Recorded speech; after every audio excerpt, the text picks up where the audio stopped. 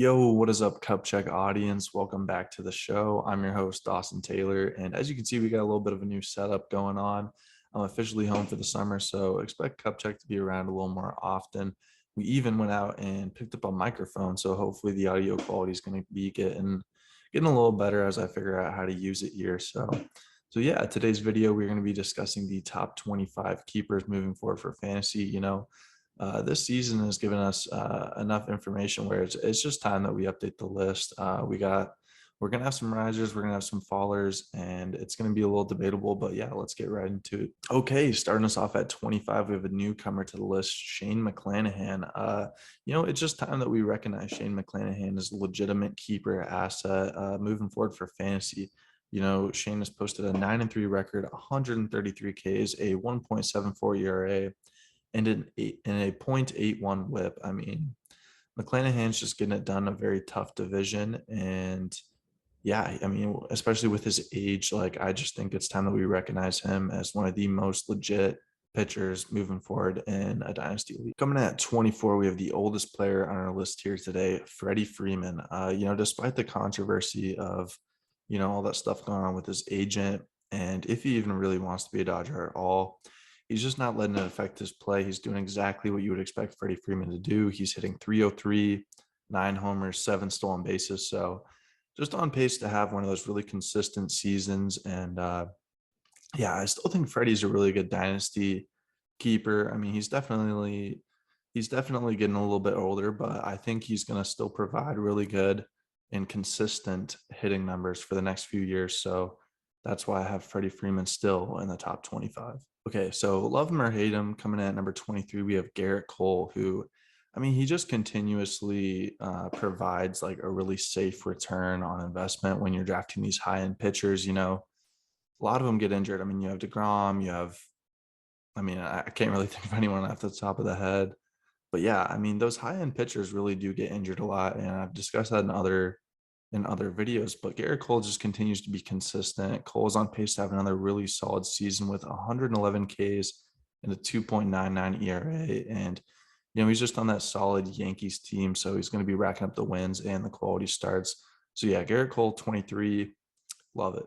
Moving on to 22, we have our highest ranked pitcher on our list, Corbin Burnes.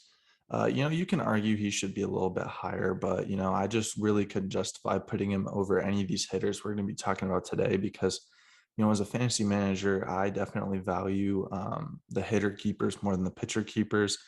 But yeah, Corbin Burnes definitely deserves a spot in this list. I mean, the consistency is just insane. He's got a league leading 124 Ks, and he's got that 99th percentile spin rate on his fastball. So Corbin Burnes just statistically one of the best pitchers. Okay, this is where the list starts to get fun in my eyes because we are past the pitchers. And you can make that argument that the pitchers should be higher, but at 21 I have Manny Machado. I mean, Manny, I feel like a lot of people wrote him off before the season, but last year we really saw an uptick in his baseball savant, and Machado was starting to just do the little things right in terms of like hitting the ball hard and posting up higher exit velos than he has in the past. And he is just now getting back from injury, but before that, Machado was really on pace to win his first MVP. I mean, Machado was just on fire to start the 2022 campaign, posting an average of over 320, 12 homers, and 7 stolen bases. So we'll have to see if Machado can pick it up where he left off. But for now, he's going to be holding down the 21 spot on our list. The next hitter on our list, coming in at number 20, is going to be Wander Franco. This is a guy most people have ranked a lot higher.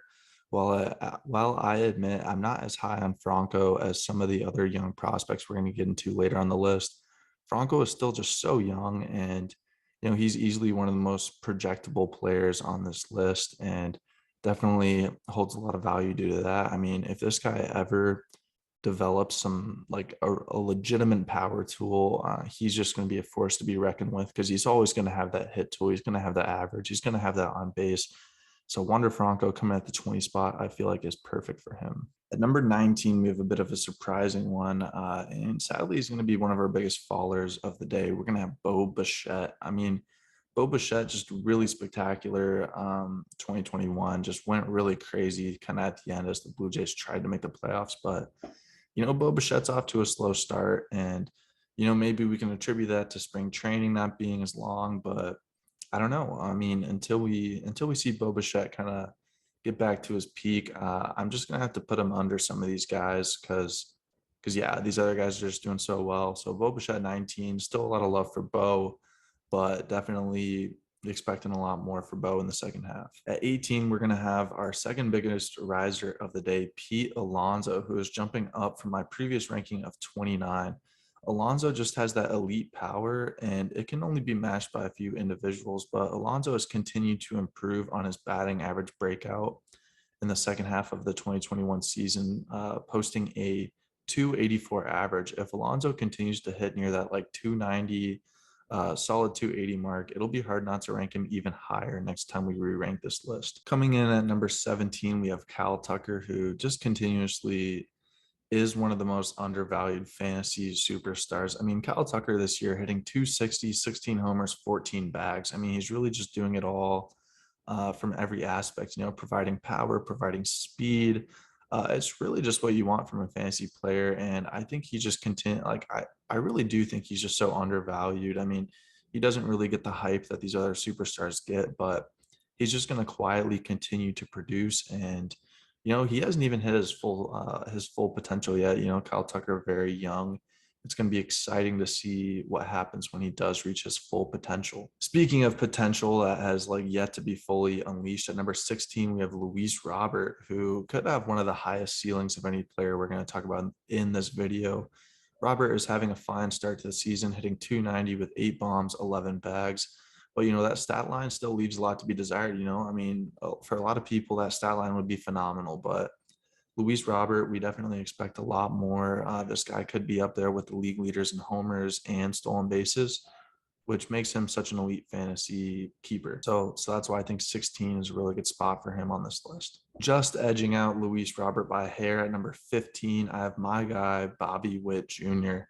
Bobby's really just being overshadowed by another rookie that we're going to talk about later on this list. But Bobby is on pace to finish with 25 bombs, 25 bags, which is just an unbelievable rookie year. Witt is just really having a special start to his career, and it's really not getting talked about as much as it should. He has dual eligibility at third and short, and it's just going to be exciting to watch as Bobby Witt Jr. kind of settles in and hopefully has a monster second half.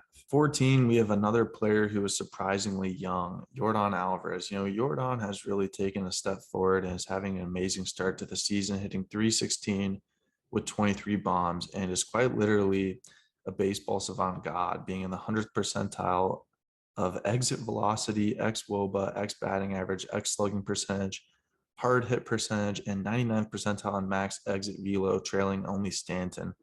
I originally had Yordan a little bit higher on this list over some of these next guys we're going to talk about, but I just want to see him put together a full season before I start pushing him into that ultra elite category. I mean, this is a guy who's really struggled with injury, so if Yordan's able to really finish off the year, injury free, I think that he's someone who's going to be ranked a little bit higher than 14 next time we update this list. At 13, I have Mookie Betts, who, much like Machado, was on MVP pace before getting injured. But now, Mookie's back. He just had a double the other day, had some solid ABs. I think he had a multi-hit game with a walk. So yeah, Mookie's back as he's going to look to get right back on MVP pace. And I feel like 13 is a great spot for him.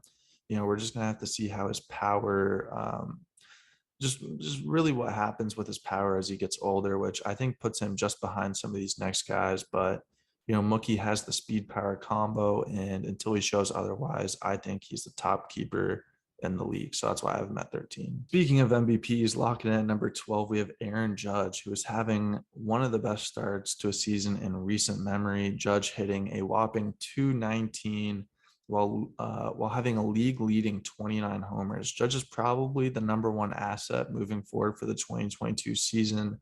Until he really falls off this pace, we can't say anything bad about him. I mean, just on historic pace, also peep the baseball savant. It is insane.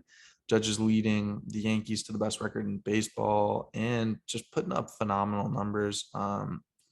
We've said it for years. When Aaron Judge is healthy, he's a top 10 hitter in the game. I have him just outside 10. But yeah, Aaron Judge, phenomenal keeper moving forward, and he's really raised his stock. At 11, we have a man who never really seems to get that respect he deserves. We have J-Ram. Jose Ramirez is everything you could want in a fantasy player. He's just posting elite power speed, average, and OBP year in and year out, all while holding down the hot corner, which is one of the weakest positions in fantasy. So I feel like 11 is really good for him. Just really consistent. You can argue he should be higher, but J-Ram, one of the most consistent players out there. That's why I have him at number 11. Coming in number 10, we have the ever consistent Bryce Harper. And, when I was making this video, I originally had him ranked a little bit lower just because he's injured. And, just the more I thought about it, more I looked at his career. I mean, I cannot have Bryce Harper outside the top 10. When this man's healthy, he is easily one of the top 10 assets in a keeper league. I mean, what we were saying about Mookie Betts, like how's he going to age, power wise, we don't have to worry about that with Harper because I mean, just he passes the eye test. I think Harper's going to have a phenomenal second half of his career as he's continued to just get more mature and wiser at the plate. So yeah, lock it in. Bryce Harper, when healthy, number 10. As we move into the elite of the elite, we have Trea Turner coming in at number 9. Some lists have Turner as high as 4 on a keeper list. And I really can't argue that. I mean, the man's a lock to basically win the batting title with his insane average every year. It also helps that he is the 100th percentile for speed. So, I mean, those little hits that just seem like impossible for most players. I mean, he's able to beat those out most of the time. And, being in that Dodgers lineup is definitely something to not overlook. Trea Turner on a contract year, expect for him to put up some nutty, insane numbers as we move into the second half of this baseball season. At number 8, I have Rafael Devers. This might be a little high, but screw it. I mean, I love the hit tool and power numbers Devers has shown, and I'm ready to buy in that Devers is that guy. And at only 25 years old, we haven't seen his peak yet, which is why he earns himself the number 8 spot on today's list. Coming in number 7, I have Fernando Tatis Jr. This one is tough for me, but when I really thought about it, I couldn't rank the uncertainty of Tatis over these other players. There's no way around it. He has the talent to be the number 1 player in the game, but we need to start seeing the consistency as he has a lot to prove moving forward if he wants to reclaim his spot in the top 3, if not higher. At number 6, I have the youngin Julio Rodriguez, and this might be a little high ranking, but the rookie just continues to amaze us at every point. I mean, he's really just playing beyond his years at this point. And I think the best comparison I can give him is Ronald Acuna Jr. I mean, this guy's literally a taller Ronald. He's locking down center field, playing great defense. He's stealing bags. He's hitting bombs. And J-Rod is literally showing signs of being a superstar. He's only 21 years old. J-Rod has the dual power speed threat that you want and that elite keeper. And, he's on pace to just have a phenomenal season. So expect a 30-20 season from him as a rookie. And, his ceiling is much higher than that. So a little controversial to have him at number 6, but I think that the media is going to start seeing that Julio Rodriguez is that special. Coming in at the 5 spot, I have the GOAT, Shohei Ohtani. I mean, you could tell me this guy is the number 1 keeper moving forward, and I don't know if I could tell you you're wrong, but for me, I have him at number 5. There's just some people that I would rather have on my team moving forward, but hey, Shohei, we can't say anything bad. I mean, kind of the doubts that we had about him towards the second half of the season are gone. I mean, the guy's hitting 216, 8 homers, 8 stolen bases. So just providing like first round value as a hitter.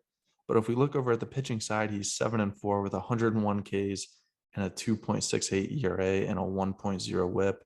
Shohei has had some phenomenal starts this year, and he's also had some phenomenal games as a hitter. So just really doing it all. And it's going to be weird to see what happens like in the MVP race. I mean, he is the most valuable player, but I don't know if they can just keep handing it to him every year. But yeah, fantasy baseball wise, just a top 5 asset. And a really strong start to our top five. Coming in at number 4, we have Vladimir Guerrero Jr. Vlad had a really hot start to the year, just absolutely dominating Gerrit Cole on that night in Yankee Stadium, but he then really kind of fizzled out. He had a really slow patch where his numbers definitely dropped, but right now he's getting them right back up. He's hitting 270, 19 homers, 44 runs, 53 RBIs. So just has an excellent stat line, and he plays the toughest position of any of these top five keepers playing first base, a very scarce position.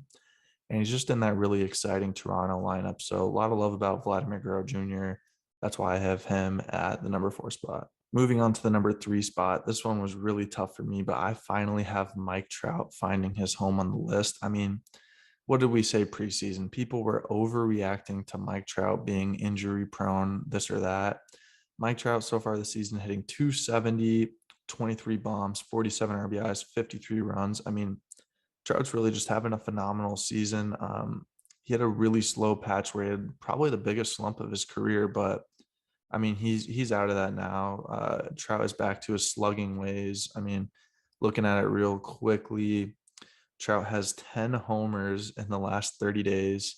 And yeah, I mean, there's just a lot to love about Trout. And when he's hot, there's literally no one hotter. The only thing keeping him from that 2 and that 1 spot is really just his age at this point. But I really expect Trout to age well. I'm looking for him to stay healthy, prove that he can put together this full season. And I think he's going to do that. So that's why I have Trout coming in at number 3. Okay, as we close out our list, everyone's wondering which order am I going to pair Soto, Acuna, and unfortunately for the Soto fans, I'm going to have Soto coming in at number 2 on our list today. Soto's been off to a pretty slow start this year. I mean, slow for him, great for others.